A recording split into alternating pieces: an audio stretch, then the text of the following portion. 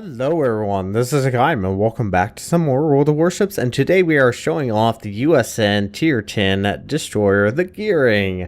Yes, finally got around to getting it, one of the first ships that came to the game, and now I'm actually finally getting it after over 2 years of playing this game. We are playing on Northern Lights. We have a Taiho, Montana, Conqueror, Yamato, Missouri, two Missouris, Des Moines, Minotaur, Chapayev, Gearing, Shimakaze, and SZ-23. On the enemy team, there's a Taiho, Montana, two Yamatos, Iowa, Ismo, Zhao, Mosfa, Gearing, Habadoshk, Z-23, and a Kagero. And as you can see, there is obviously a lot of battleships on this map, as well as a lot of DDs. There's only 2 cruisers for each team.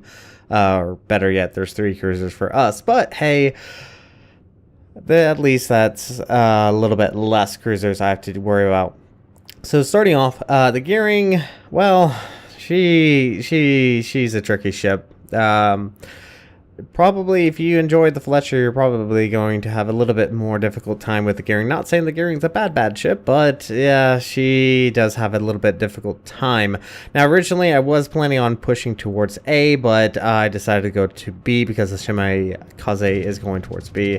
And we are spotted by the enemy aircraft, and for whatever reason, I think our friendly CV may not be the greatest in the world, but he is doing his best. Now, we do have 2 Missouris, and they mentioned this at the very beginning of the battle, that they were going to D. I'm not a big fan of pushing D on this map. D is essentially what takes you out of the battle for the longest amount of time, and is not particularly useful.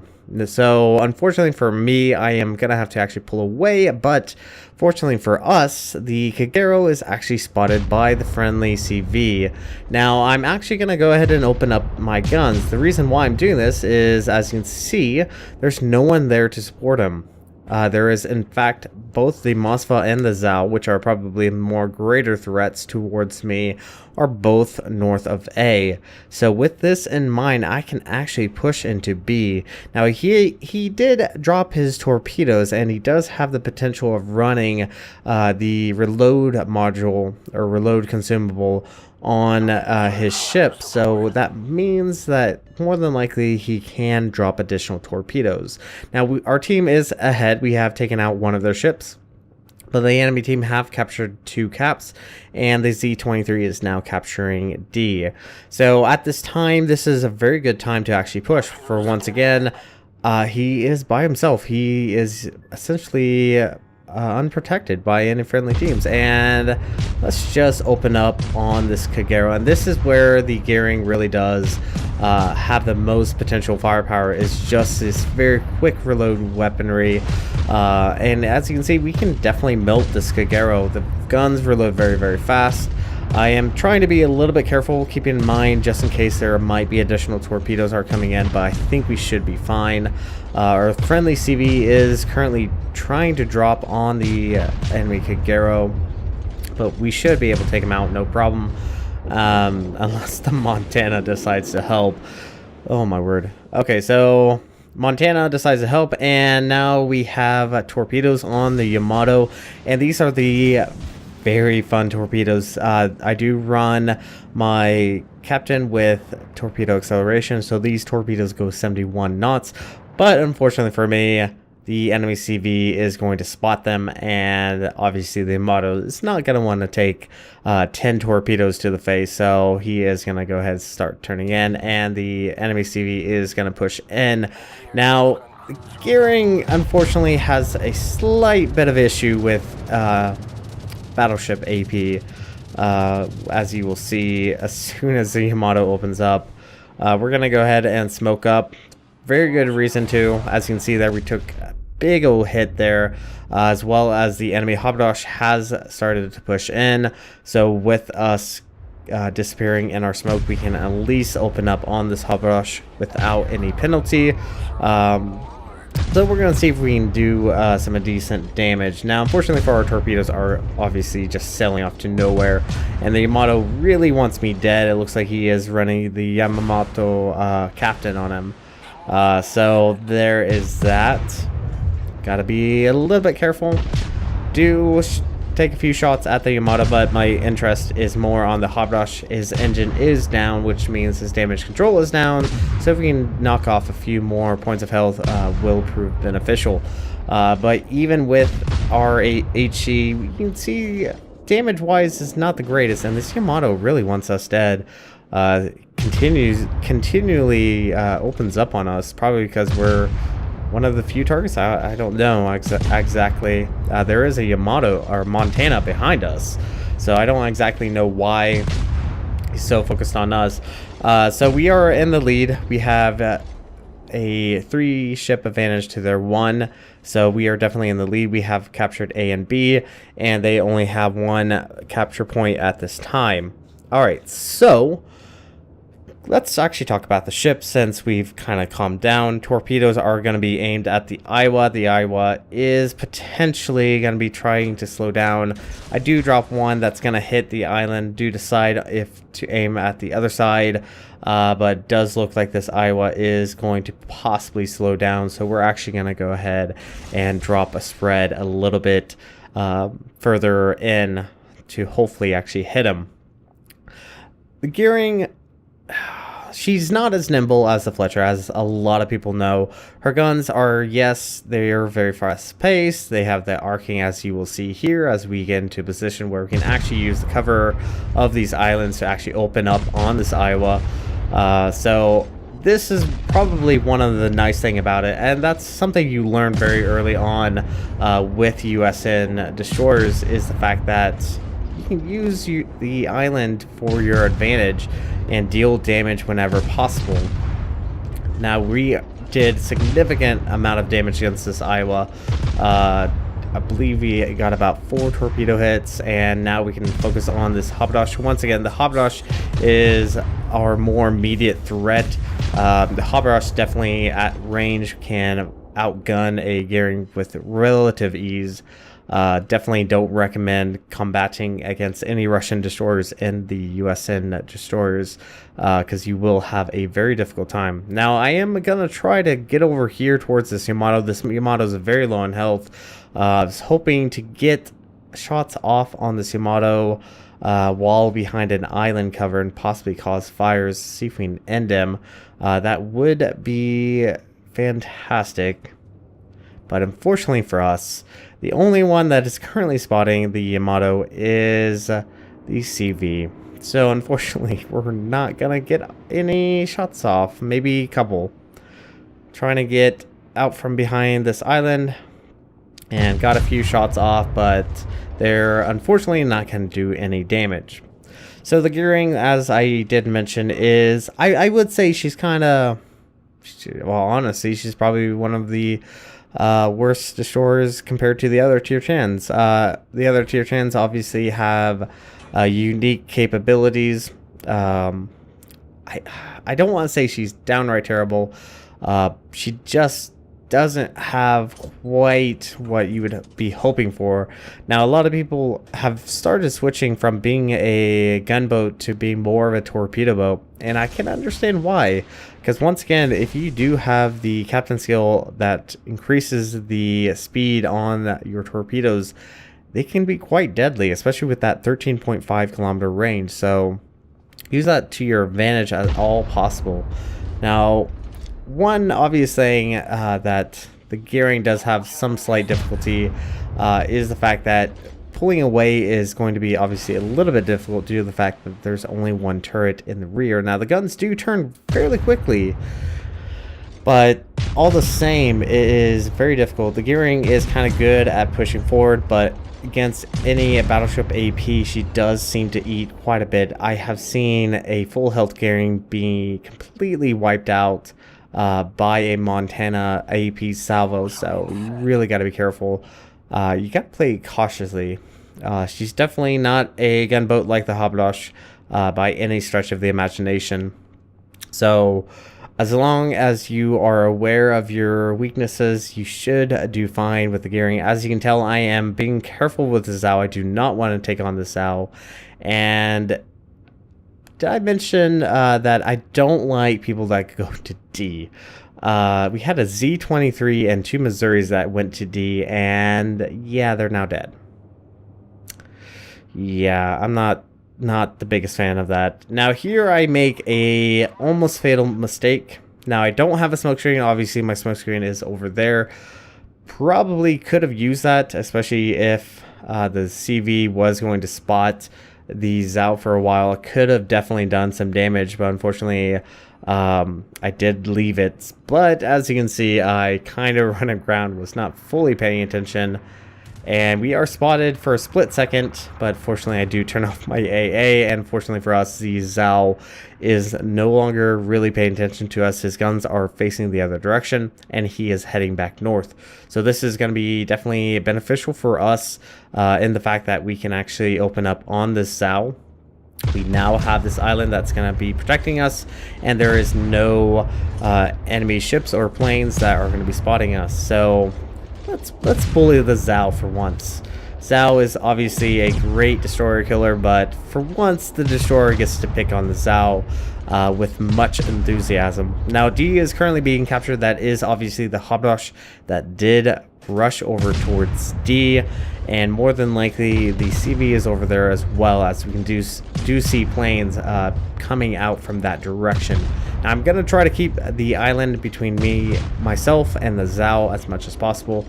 Once again, as Zhao HE salvo is fairly potent against any destroyers, and we do get a fire, and this fire is going to burn for quite some time and should hopefully finish him off. But I feel a little, well, a little pesky, a little ornery, I guess you could say, and we're gonna focus him down as much as possible. So continuing opening up against the gearing, as you can see, we have to lead quite a bit just to ensure that our shells do arrive, and we are going to try to keep ourselves narrow as possible. This is generally what you want to do whenever facing off against HE. Less surface area for HE salvos to actually hit you, and we do earn our second kill of the game as Zhao. So to be honest, perfectly honest, I have had decent games, and usually whenever that happens, it usually means that our team is failing. And it's hard to sometimes pull back a team that decides not to cap any caps and essentially lose 2 points. But I do run, and as we are obviously aware that there is a ship coming in from the south, and that is the Habadosh, as RDF did point out. I did drop couple spreads of torpedoes, and now we are spotted by airplanes, and we are going to go ahead slow up, but watch how quickly this Habadosh can actually chew up our health pool right now. He has done well over around maybe 5-6k, something like that, but hey, he eats a torpedo.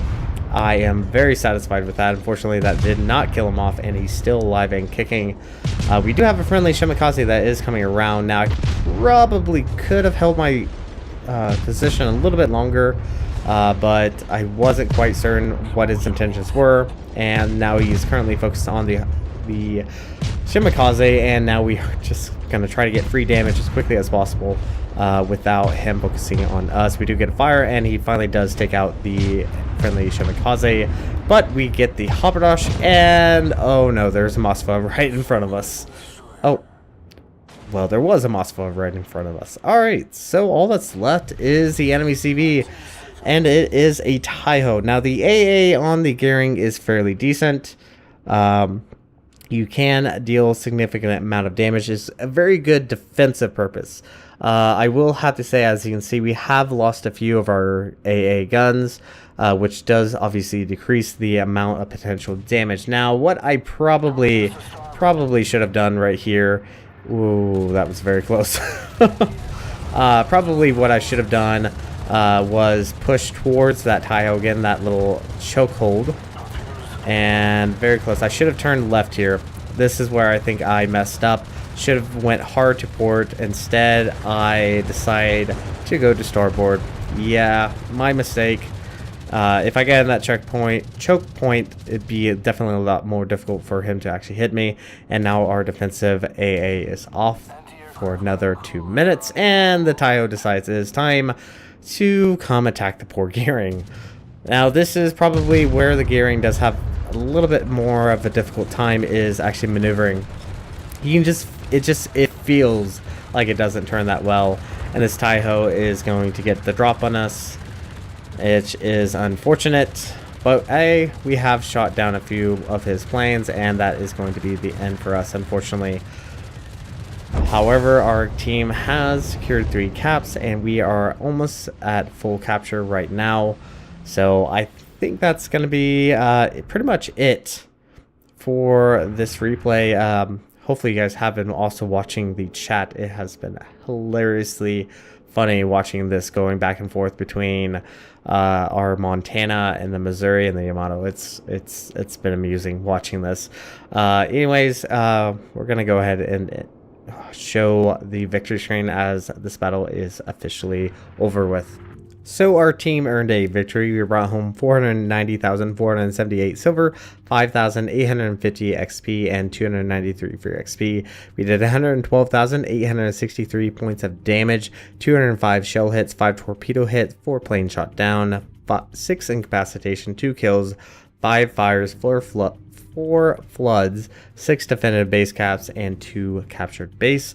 We were top of the team with a base XP of 2,467. Most of our damage did come from the Iowa, but unfortunately we did not get the kill, as well as that Kagero. We did not get the kill, but we did get the Haberdash and we did get the Zao, so that's always very, very nice. Our AT shells did around 44,742 points of damage. Torpedoes did around 57,000 points of damage. Flyers did around 5,000, while floodings did around an additional 6,000. Not a bad game, but I do have to say the Goering is probably one of my more least favorite of the tier 10 destroyers. I will have to say the Fletcher feels a little bit better. The really nice thing obviously about the Goering is the fact that she does have a little bit more defensive AA, but her torpedoes are a little bit more potent with the additional speed as well as range compared to the Fletcher. But the Fletcher just is a little bit more nimble. Goering just kind of this fat squalor compared to the Fletcher, so it can be difficult, but not a bad ship, just different, I guess. I know how wishy-washy I'm sounding right now, but some people will like her, some people won't. I'm probably leaning more towards the people who don't.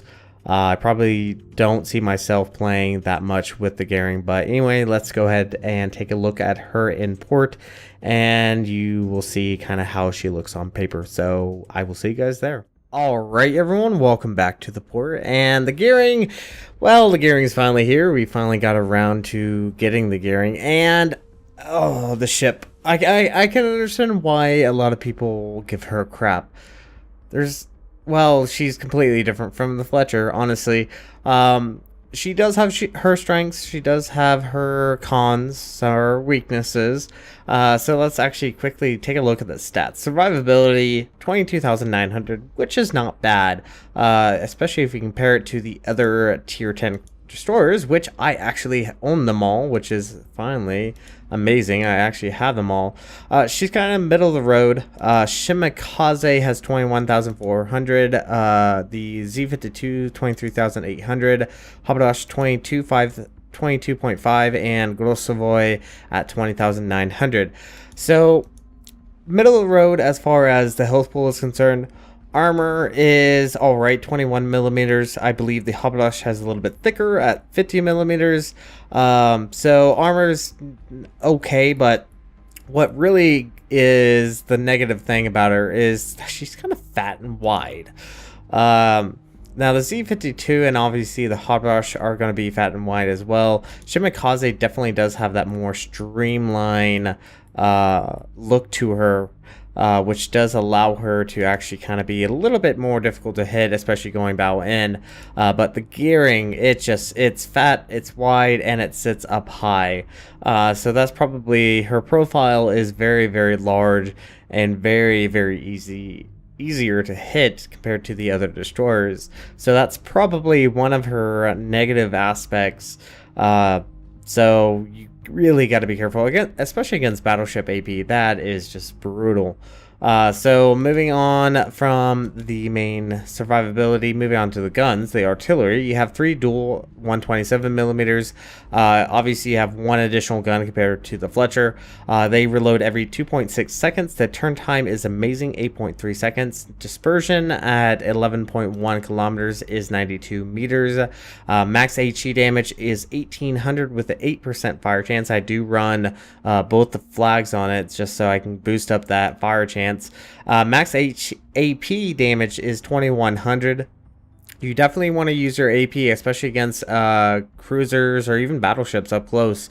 Your AP can really do a significant amount of damage. 11.1 kilometer range. Now, obviously, this is the USN variety and does have that very arcing shell, which does provide some nice things, is especially which allows you to hide behind an island and arc your shells over.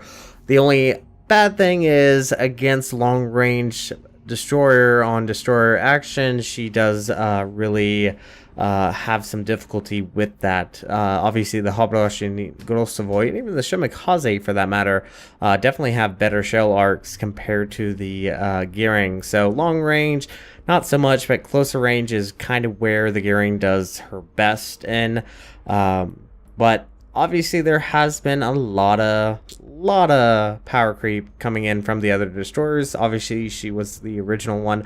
Habarash is very threatening to you, especially with his HE damage, as well as its very quick reloading guns, 4 seconds, not as fast as yours, but the travel time on those shells are very, very quick, and they go straight to target, so definitely will be more difficult to deal with at long range. And even the Grossovoy, I've had a battle against a Grossovoy, and the Grossovoy honestly kind of handed my ass to me.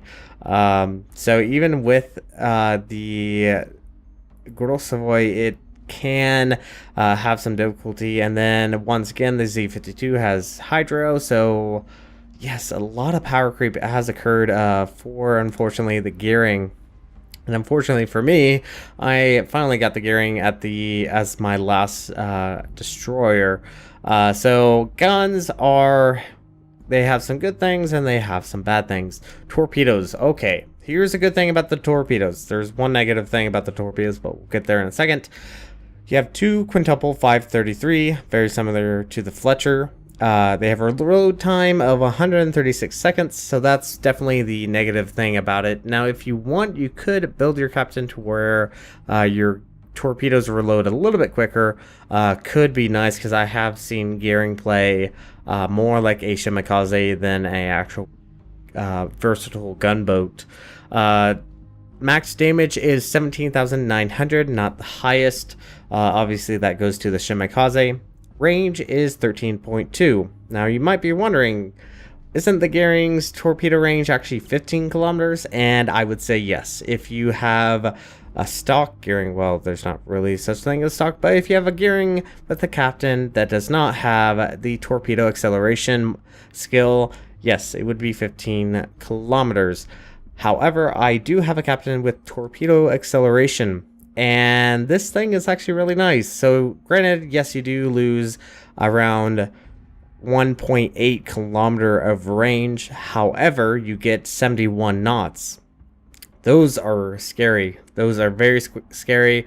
They're very quick to target, so very nice to have those torpedoes on there and having that skill. So torpedoes are pretty decent. Definitely can do a wallop of damage against any unfortunate foe that does experience them. So definitely kind of fun. I can understand why people tend to go kind of a torpedo boat with the Gearing more than a gunboat, especially once again with power creep. All right, moving on to a defense. A's not bad for a destroyer, is not bad. You have 12 single 20 millimeters. Average damage is 43 with a 2.0 kilometer range. Then you have 2 dual 40 millimeter Bofors. They will do an average damage of 23 with a 3.5 kilometer range. Then you have two quadruple 40 millimeters. Average damage is 32 with 3.5 kilometer range. And then your guns add additional AA defense. 3 dual 127 millimeters. Average damage is 45 with a 5-kilometer range. So as far as AA defense, it's decent. It's probably one of the stronger ones. Grossovoy is, I believe, a little bit more powerful.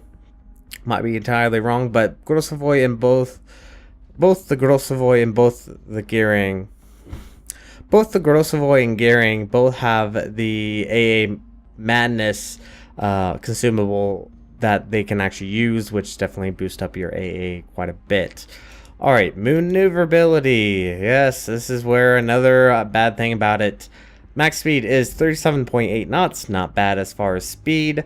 I believe she is technically the slowest tier 10 destroyer.